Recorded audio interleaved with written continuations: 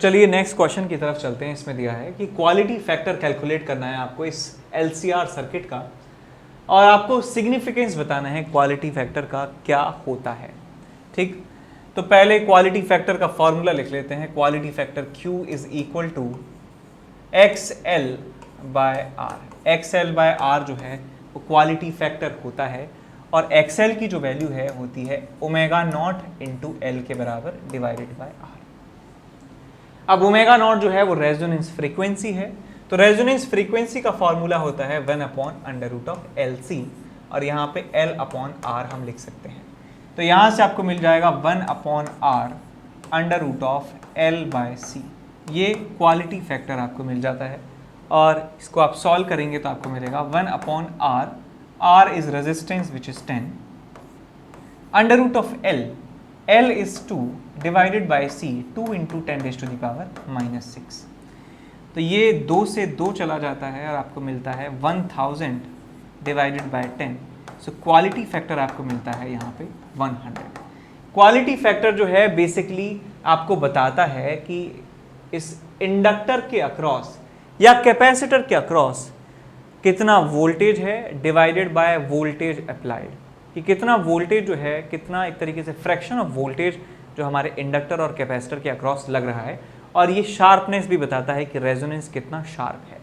आगे चलते हैं नेक्स्ट क्वेश्चन की तरफ। इसमें दिया है कि अल्टरनेटिंग वोल्टेज दिया है V is equal to 140 sine of 314 into T. Sine omega T की फॉर्म है ये, V is equal to V not sine of omega T, ऐसे आपको दिया है alternating voltage. Connected across a pure resistor of 50 ohm के across हमने इसको लगा दिया है। तो आपसे पूछा गया है कि फ्रीक्वेंसी बताइए सोर्स की कितनी है। तो हम यहाँ जानते हैं कि ओमेगा जो है वो 314 है, ओमेगा एंगुलर फ्रीक्वेंसी इज 314, तो यहाँ से फ्रीक्वेंसी बता सकते हैं कितना होगा, ओमेगा अपॉन 2 पाई। तो 314 को लिख सकता हूं मैं 100 इंटू पाई डिवाइडेड बाय 2 पाई। पाई से पाई चला गया, आपको मिल जाता है 50 हर्ट्ज। सो 50 हर्ट्ज हमारा आंसर हमको मिल जाएगा। नेक्स्ट पार्ट में दिया है कि RMS करंट थ्रू रजिस्टर आपको बताना है। तो हम ये जानते हैं कि IRMS जो होता है, IRMS is equal to VRMS divided by Z। अब इस सर्किट में ना तो हमारे पास इंडक्टर है ना कोई कैपेसिटर है, तो Z की वैल्यू जो है वो R के बराबर आपको मिल जाएगी। तो VRMS डिवाइडेड बाय R हम लिख देंगे। VRMS को लिखा जा सकता है V0/√2, V0/√2 divided by R। तो V0 की वैल्यू कितनी है आपके पास 140, R की वैल्यू कितनी है 50, और ये आ जाएगा आपके पास √2। तो ये हमें RMS वैल्यू ऑफ करंट मिल जाने वाला है। ठीक, अब हम चलते हैं आगे नेक्स्ट क्वेश्चन की तरफ। क्वेश्चन नंबर 18, इसमें दिया है कि prove that an ideal capacitor in an EC circuit does not dissipate power. Power dissipate नहीं करता है कैपेसिटर, ये हमें प्रूव करना है। तो सबसे पहले आप एक सर्किट डायग्राम बनाएंगे जिसमें एक कैपेसिटर लगा है और इसके अक्रॉस लगा है एक वोल्टेज, अल्टरनेटिंग वोल्टेज। इसका कैपेसिटेंस मान लेते हैं C के बराबर। तो मैं यहाँ लिखने वाला हूँ let voltage applied voltage V is equal to V0 sine of omega T. ये वोल्टेज लगाया हुआ है इस कैपेसिटर के ऊपर। अब मैं कह सकता हूं कि इस पूरे सर्किट का जो इम्पीडेंस है Z का फॉर्मूला होता है R² plus XL minus XC का स्क्वायर का अंडररूट। यहाँ पे R की वैल्यू 0 है, यहाँ पे XL की वैल्यू 0 है, तो यहाँ पे आपको मिल जाएगा Z is equal to XC। तो हम यहाँ पे लिख सकते हैं कि जो करंट है आपके पास IRMS वो कितना हो जाएगा VRMS divided by Z, VRMS divided by Z। तो यहाँ से आपको मिल जाएगा VRMS V0/√2 इंटू Z कितना है XC के बराबर। और हम जानते हैं कि पावर का फॉर्मूला क्या होता है VRMS into I R M S into cos phi, और कॉस फाई की वैल्यू होती है R by Z, so V R M S I R M S into R by Z. R की value जो है 0 है, सर्किट में कोई रेजिस्टेंस नहीं है, तो मैं कह सकता हूँ कि पावर की जो वैल्यू है वो 0 के बराबर है। यहाँ पे कोई भी पावर डिसिपेट नहीं होगी। तो ये एक तरीका है इस क्वेश्चन को सॉल्व करने का। और आप क्या कर सकते हैं कि हमें वोल्टेज दिया हुआ है तो हम चार्ज बता सकते हैं कि इस सर्किट में जो कैपेसिटर है उस पर चार्ज कितना होगा। एक मेथड नंबर 1 है। मेथड नंबर 2 में आपको बताता हूँ। लेट वोल्टेज, मान लिया मैंने V not sign omega T के बराबर है, तो चार्ज स्टोर्ड ऑन कैपेसिटर कितना होगा? Charge stored on capacitor at T बराबर टी कितना हो जाएगा? Q is equal to C V. तो चार्ज कितना हो जाएगा किसी समय पर? C V not sine of omega T. ये चार्ज उस पर इकट्ठा हो जाने वाला है। अब हमें चार्ज पता चल गया तो मैं किसी भी समय उसकी एनर्जी बता सकता हूँ, कितनी एनर्जी उस पर स्टोर होगी। तो यहाँ पे बता सकते हैं कि एनर्जी स्टोर्ड, यू स्टोर्ड कितना होगा उसके ऊपर? Q square by 2c। Q square by 2c उसमें एनर्जी स्टोर होगा। तो यहाँ आपको मिल जाएगा यहाँ से C square V not square into sine square omega T by 2c। C से सी गया, आपको मिल जाता है C V not square by 2 sine square omega T. ये आपके पास एनर्जी स्टोर्ड है बेटा। अब एनर्जी का जो रेट होता है उसी को पावर कहते हैं। तो पावर को लिख सकता हूँ मैं कितना? D U by D T लिख सकता हूँ। तो इस पूरे एक्सप्रेशन को डिफ्रेंशिएट कर देंगे तो आपको मिल जाएगा C V not square by 2 into 2 sine omega T into cos omega T into omega into omega. तो यहाँ पे आपको रिजल्ट मिल जाएगा कि 2 sine omega T cos omega T को मैं लिख सकता हूँ क्या? Sine 2 omega T. तो आपको यहाँ से पावर मिल जाती है। पावर कितना हो जाएगा आपके पास? Omega C V not square divided by 2 sine of 2 omega T. और यदि आप इसका एवरेज निकालें, एवरेज पावर इन 1 साइकिल, तो हम कह सकते हैं because average of sine theta जो होता है एक साइकिल में 0 आता है, इसलिए एवरेज पावर जो है वो भी कितना आएगा आपके पास? 0 के बराबर आएगा। तो average of sine is equal to 0, that's why average power is equal to 0। इसलिए पावर जो है एवरेज 0 आएगी, ठीक, एक साइकिल में। तो यहाँ पे हम डिस्कस करने वाले हैं क्वेश्चन नंबर 19, जिसमें हमें दिया है कि एक अल्टरनेटिंग वोल्टेज है ये, और उसको एक LCR सर्किट के अक्रॉस लगा दिया जाता है और वो करंट ड्राइव करता है I M sine omega T plus phi के बराबर। आपको ये बताना है कि एवरेज पावर एक साइकिल में कितना होगा। ये हमें डिराइव करना है फॉर्मूला एवरेज पावर का। तो एवरेज पावर निकालने के लिए पहले हम इंस्टेंटेनियस पावर जो है निकालने वाले हैं। तो पहले हम निकालेंगे instantaneous power. Instantaneous power, instantaneous power होता है instantaneous voltage into instantaneous current. तो ये वोल्टेज और करंट को हमें मल्टीप्लाई करना है बस। तो यहाँ वोल्टेज है आपके पास Vm sine of omega T, और यहाँ पे आपके पास करंट है Im sine of omega T plus 5। तो हम यहाँ पे साइन ए साइन बी का जो है फंक्शन आपको यहाँ पे मिल रहा है, तो हम साइन ए साइन बी का फॉर्मूला लगा सकते हैं। तो साइन ए साइन बी का फॉर्मूला होता है sine A sine B is equal to 1/2 of cos of A minus B minus cos of A plus B. ये फॉर्मूला है, यहाँ पे हमें इस्तेमाल करना है। तो यहाँ पे हम लिख सकते हैं is equal to V M I M को बाहर निकाल लीजिए, और यहाँ पे 1/2 बाहर आएगा, और अंदर आपको मिलेगा cos of A minus B, यानी कि cos of this minus this, तो बचेगा कॉस माइनस फाई, और cos minus theta cos theta के बराबर ही होता है। तो यहाँ पे मैं कॉस फाई लिख देता हूँ, और यहाँ मिलेगा माइनस में cos of this plus this divided this plus this plus this, तो मिल जाएगा आपके पास 2 ओमेगा टी प्लस 5। ये आपको रिजल्ट यहाँ पे मिल जाता है। ये इंस्टेंटेनियस पावर का रिलेशन है। अब इसको मल्टीप्लाई कर देंगे इसको आपस में, तो आपको मिलेगा यहाँ से V M I M divided by 2 cos of phi minus VM IM divided by 2 cos of 2 omega T plus 5। ये रिलेशन आपको मिल जाता है इंस्टेंटेनियस पावर का। अब यदि हमें एवरेज पावर निकालना है, यानी कि लेफ्ट हैंड साइड का जो एवरेज वैल्यू निकालना है, तो इसका मतलब हमें राइट हैंड साइड का एवरेज वैल्यू भी निकालना होगा।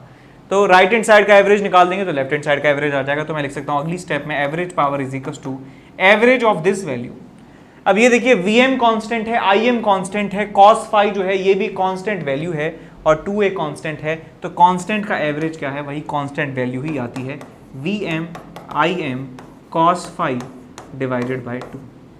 अब बात करें यहाँ पे, ये वाला जो टर्म है कांस्टेंट है, लेकिन यहाँ लिखा है cos 2 omega T plus C plus phi.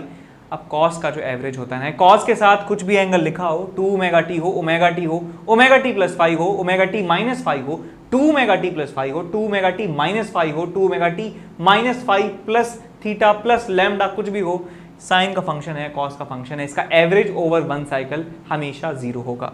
तो इसका एवरेज जो है कितना आ जाएगा, 0। तो यहाँ हम लिख भी देंगे कि average of sinusoidal function, average of sinusoidal function over a cycle is 0। तो यहाँ से हमें मिल जाएगा कि एवरेज पावर का जो फॉर्मूला है, average power is equal to Vm Im by 2 into cos phi. अब यहाँ पे Vm और Im ये 2 है, तो 2 को मैं √2 इंटू √2 लिख सकता हूँ। तो यहाँ पे हम लिख सकते हैं कि Vm by √2 into Im by √2 into cos of phi. तो ये मिल जाएगा आपके पास एवरेज पावर। तो एवरेज पावर की वैल्यू आपको मिल जाएगी, this is VRMS IRMS into cos of phi. ये आपको एवरेज पावर का फॉर्मूला मिल जाएगा। और यहाँ पे आप और भी थोड़ा सा ट्रांसफॉर्मेशन कर सकते हैं कि VRMS को लिख सकते हैं IRMS डिवाइडेड बाय Z इसे लिखा जा सकता है। और IRMS जो है, इसको IRMS रहने दीजिए और यहाँ पे आप लिख दीजिए cos फाई को R बाई Z लिख सकते हैं, R बाय Z। तो ये आपको मिल जाएगा एवरेज पावर, इसको क्या लिखा है मैंने, IRMS बाय Z, ठीक लिखा है, IRMS बाय Z। VRMS के लिए हम लगा सकते हैं ओम्स लॉ, और V is equal to IR होता है ना, तो IRMS इंटू Z लिखना चाहिए मुझे, यहाँ Z लिख दिया मैंने।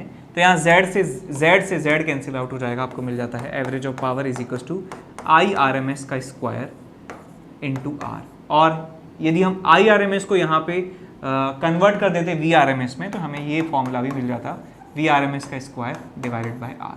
तो ये फॉर्मूले आपको याद होने चाहिए कि LCR सर्किट के लिए एवरेज पावर का फॉर्मूला ये भी होता है और ये भी होता है। तो ये हमने डिराइव कर दिया है, ठीक बात। अब चलते हैं इसका अगला पार्ट सॉल्व करते हैं कि for circuit used in transporting electric power a low power factor implies larger power loss in transmission, explain. तो सर्किट में पावर और जो ट्रांसमिशन लॉस में जो पावर खर्च हो रही है, दोनों में थोड़ा सा अंतर है। तो यहाँ देखिए आप कि हम जानते हैं कि आपके पास ये ट्रांसमिशन लाइन है जो पॉइंट A से पॉइंट B तक जा रही है, और इसमें जो पावर लॉस होता है वो बेटा कितना होता है, IRMS का स्क्वायर इनटू इस पूरे जो ये वायर है ट्रांसमिशन लाइन उसका रेजिस्टेंस R, इससे हम कैलकुलेट करते हैं। और हम अपने सर्किट से यदि कैलकुलेट करें कि P is equal to VRMS IRMS cos phi से बात करें, तो यहाँ से आप लिख सकते हैं कि IRMS की जो वैल्यू है वो आपको मिल जाएगी power P upon VRMS into cos phi. तो यहाँ पे आप देख सकते हैं कि यदि cos फाई की जो वैल्यू है वो कम होती है, तो उस सर्किट से जो IRMS निकल रहा है, इस ट्रांसमिशन लाइन में जो RMS करंट जा रहा है वो इंक्रीज हो जाता है, और जो हमारा पावर लॉस होता है, ये पावर लॉस है, ये पावर लॉस बढ़ जाता है। तो यहाँ लिख सकते हैं कि cos फाई जो है यदि डिक्रीज होगा तो IRMS की जो वैल्यू है निकलने वाली वो इंक्रीज हो जाती है, और इसके इंक्रीज होने से जो पावर लॉस होता है that is equals to IRMS का स्क्वायर इंटू R, वो भी इंक्रीज हो जाता है। तो हम हमेशा चाहते हैं कि हमारा जो ये cos फाई है वो हायर रहना चाहिए, जिससे RMS करंट जो निकले ट्रांसमिशन लाइन में जो दौड़े वो करंट कम हो, और जिससे पावर लॉस जो है IRMS स्क्वायर वो कम हो सके, ठीक। अब हम चलते हैं अगले क्वेश्चन की तरफ। इस क्वेश्चन में हमें दिया है कि find the value of phase difference between the current and the voltage in the series which one Leeds and in phase, current और वोल्टेज, ये हमें कैलकुलेट करना है पहले पार्ट में। तो यहां देखिए हमारे पास जो एंगुलर फ्रीक्वेंसी है जो इसे डिराइव कर रही है वो है 1000। तो ओमेगा की जो वैल्यू है वो किसके बराबर है, 1000 के बराबर है, 1000 रेडियन पर सेकेंड। तो पहले आप इंडक्टिव रिएक्टेंस निकालिए, कितना है आपके पास, omega into L. So 10⁻³ into 10⁻² into 10⁻³ which is 100 ohm आपको मिल जाएगा एक्सएल। और यदि हम बात करें कैपेसिटिव रिएक्टेंस की XC की, तो वो होता है आपके पास 1/ωc के बराबर, दैट इज 1/10⁻³ इंटू सी की वैल्यू कितनी है 2 इंटू 10⁻⁻6, तो आ जाएगा आपके पास 500 10⁻³ 1000/2 500 ओम आपको मिल जाएगा। तो यहाँ से आप क्लियरली देख सकते हैं because XC is greater than XL, इसका मतलब जो करंट का करंट जो है वो डोमिनेट करेगा कैपेसिटर की तरीके से, यानी कि करंट लीड करने वाला है। तो यहाँ पे हम लिखेंगे hence current in the circuit, current in circuit will lead. और वो एंगल निकालना चाहते हैं कि कितने एंगल से लीड करेगा, तो वो एंगल निकाल सकते हैं कि phi is equal to cos inverse of R/Z, where Z is equal to R² plus XL minus XC का स्क्वायर का अंडर रूट। Z की वैल्यू ये है कि R/Z निकाल लीजिए, उसका cos इनवर्स ले लीजिए, आपको वो एंगल मिल जाएगा, कितने एंगल से करंट लीड करता है वोल्टेज से। अब इसके सेकंड पार्ट में हमसे पूछा गया है without making any other changes find the value of additional capacitor C dash.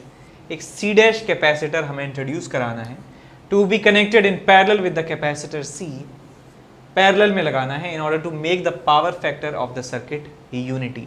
Power factor को 1 हमें करना है। पावर फैक्टर देखिए क्या होता है, we know that cos phi is equal to R/Z और इसको करना है 1, इसका मतलब R को Z के बराबर करना है, R को Z के बराबर करना है। और R Z के बराबर यदि आप कर देंगे तो आपको मिल जाएगा यहाँ से XL is equal to XC, आपको यहाँ पे मिल जाएगा। तो यहाँ पे लिख सकते हैं 1/ωc is equal to omega into L. तो यहाँ से आपको मिल जाएगा कि C जो फाइनल कैपेसिटर है, कैपेसिटेंस है, वो कितना हो जाएगा, जो हमारे पास ओरिजिनल C है प्लस हमने जो C डैश ऐड किया है, C plus C dash is equal to 1/ω² into L. तो ये कितना हो जाएगा आपके पास 2 microfarad plus C dash is equal to 1/10⁻⁶ into L. L की वैल्यू कितनी है आपके पास 100 मिली हेनरी, यानी 10⁻² इंटू 10⁻⁻3। तो ये आपको मिल जाएगा कितना 10⁻⁻5 और इसे आप लिख सकते हैं कि 2 microfarad plus C dash is equal to 10 into 10⁻⁻6 farad, यानी कि ये 10 माइक्रोफेरेड हो गया। तो आप यहाँ से C डैश निकाल सकते हैं, कितना हो जाएगा 8 माइक्रोफेरेड। 8 माइक्रोफेरेड आपको आंसर मिल जाएगा। इतना आप कैपेसिटेंस लगा दीजिए इसके पैरेलल में, तो हमारा पूरा सिस्टम जो है उसमें cos phi जो है 1 हो जाएगा। और cos phi 1 होता है रेजोनेंस कंडीशन में, जब XL की वैल्यू XC के बराबर हो जाती है, पूरे सर्किट में जो पावर है वो मैक्सिमम हो जाती है। अब हम चलते हैं आगे क्वेश्चन नंबर 21 की तरफ। इसमें दिया है when an AC source is connected to an ideal inductor show that the average power supplied by the source over a complete cycle is equal to 0। तो ये बात जो है हम काफ़ी बार बता चुके हैं कि हमारे पास आइडियल इंडक्टर है, ठीक। तो यानी पहले पार्ट की बात कर रहे हैं, तो पहले पार्ट में सर्किट बनेगा आपके पास कुछ इस तरीके से। ये सर्किट बनेगा, यहाँ पे AC सप्लाई है, तो यहाँ पे हम लिख सकते हैं कि V जो है वो किसके बराबर है, L/dI/dt के। L/dI/dt के बराबर है हमारा V की जो वैल्यू है, ठीक। तो ये हमको मिल गया और इतनी की ज़रूरत नहीं है, आप यहाँ लिख सकते हैं कि V को मान लीजिए आप यहाँ पे Vm sine of omega T. ठीक, ये हमारे पास वोल्टेज है और हम जानते हैं कि एवरेज पावर का फॉर्मूला, average power is equal to V R M S I R M S into cos phi, या आप लिख सकते हैं यहाँ पे वी आर एम एस का स्क्वायर इंटू आर। इस पूरे सर्किट में कोई रेजिस्टेंस नहीं है, तो इसका मतलब इसका जो आर की वैल्यू है इसमें हमें जीरो पुट करनी है, तो आर की वैल्यू जीरो पुट कर देंगे तो एवरेज पावर कितना आ जाएगा आपके पास, जीरो के बराबर। एक तरीका तो ये है इसको प्रूव करने का। दूसरा तरीका ये है कि यहाँ पे मैं लिख देता हूँ v is equal to L D I by D T, तो यहाँ पे v की वैल्यू पुट कर देता हूँ और मैं यहाँ पे i करंट की वैल्यू निकाल लेता हूँ, करंट की वैल्यू निकाल लेंगे। अब हम लिखेंगे कि जो पावर है इसमें, वो पावर किसके बराबर है, I square R, I square R नहीं, आप इसको लिखिए voltage into current. Voltage into current जो है आप लिख देंगे, इसमें पावर की वैल्यू है और वो पावर जो है उसका एवरेज आपको ले लेना है। एवरेज आप लेंगे तो आपको जीरो मिलेगा, बिकॉज वो साइनसोइडल फंक्शन आपको मिलने वाला है, इसलिए एवरेज पावर जीरो होगी। तो आप वैसे भी कर सकते हैं। अब इसके सेकंड पार्ट में हमसे पूछा गया है, यदि हम एक लैंप को कनेक्ट कर देते हैं सीरीज में एक इंडक्टर के साथ और साथ में एसी सोर्स लगा दिया है, what happens to the brightness of the lamp when the key is plugged in and an iron rod is inserted inside the inductor. तो हम अब सेकंड पार्ट में क्या कर रहे हैं कि हमारे पास एक इंडक्टर है और साथ में हमारे पास है लैंप, यानी एक रेजिस्टर है, एसी सप्लाई लगाया है। यहाँ पे आई आर एम एस की वैल्यू मैं लिख सकता हूँ, I R M S is equal to V R M S divided by Z which is X square plus omega into L का स्क्वायर का अंडर रूट। ये वैल्यू आपको current की मिलने वाली है और हम ये जानते हैं कि करंट यदि इसमें इंक्रीज होगा तो इसमें ब्राइटनेस जो है वो इंक्रीज होने वाला है। जब हम रॉड को इंट्रोड्यूस करते हैं, रॉड जब आती है तो रॉड्स हम जैसे ही हम इस इंडक्टर के अंदर इंसर्ट करेंगे रॉड, तो इसका जो सेल्फ इंडक्टेंस है वो बढ़ जाता है। तो हम लिखेंगे यहाँ पे कि bye inserting the rod, inserting the rod we increase the self inductance value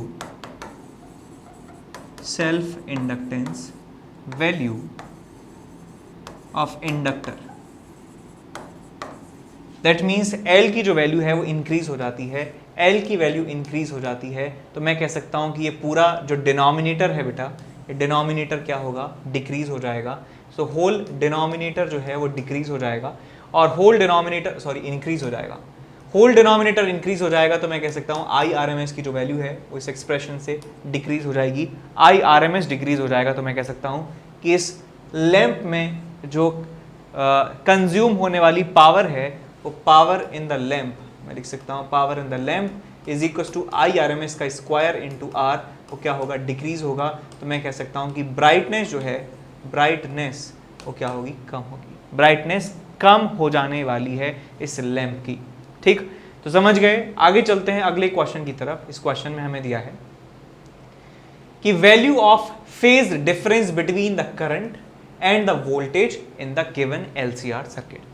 तो करंट और वोल्टेज के बीच में जो फेज का डिफरेंस होता है उसे फाई कहते हैं और कॉस फाई की वैल्यू आर बाय जेड होती है। कैसा भी सर्किट हो आप फॉर्मूला लगा सकते हैं कि cos phi is equal to R by Z.